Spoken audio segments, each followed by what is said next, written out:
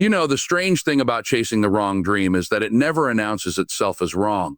It doesn't show up with a warning label. It shows up dressed beautifully, shiny, loud, impressive. It shows up wearing the world's approval like a badge of honor. And because everyone around you seems to admire it, you start thinking, well, maybe this is what I should want too. That's how it begins. Not with intention, but with influence.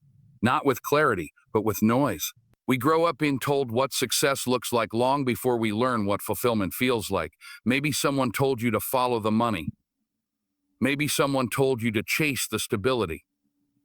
Maybe you were pressured to pursue a path because it sounded prestigious at family gatherings or looked good on paper. And you run. Oh, you run hard, trying to meet standards that weren't shaped by your spirit, but by someone else's insecurities, someone else's fears, someone else's definition of living. I remember walking onto sets early in my career, surrounded by big personalities, big expectations, big egos, and I tried to mirror what I saw. Make the choices they said were as smart. Smile at the people they said were important. Accept roles they swore would make me a star. But inside, I felt like I was borrowing someone else's life, like I was wearing clothes tailored for another man. They fit, but they never felt right. And that's when you start realizing something. The wrong dream can look perfect on the outside and still feel empty on the inside. But we ignore that emptiness because the world claps for us. And when the world claps, we forget to ask ourselves whether we are clapping. So we keep going. We keep running. We keep pretending. We keep pretending. We keep pushing through that quiet discomfort because slowing down feels like failure. And stopping feels like betrayal to others, not to ourselves.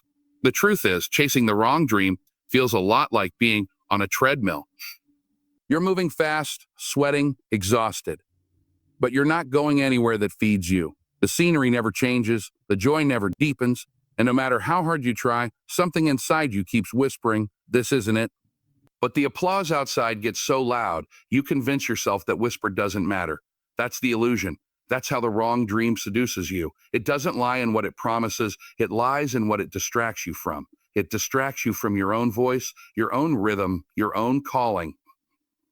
And by the time you realize it, you've invested your time, your energy, your heart into something that was never designed to give you life.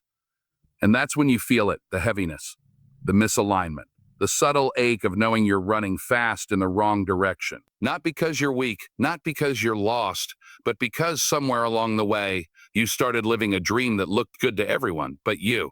There comes a moment in every person's life when the outside noise gets quiet enough for the truth to finally rise. Not with fireworks, not with thunder.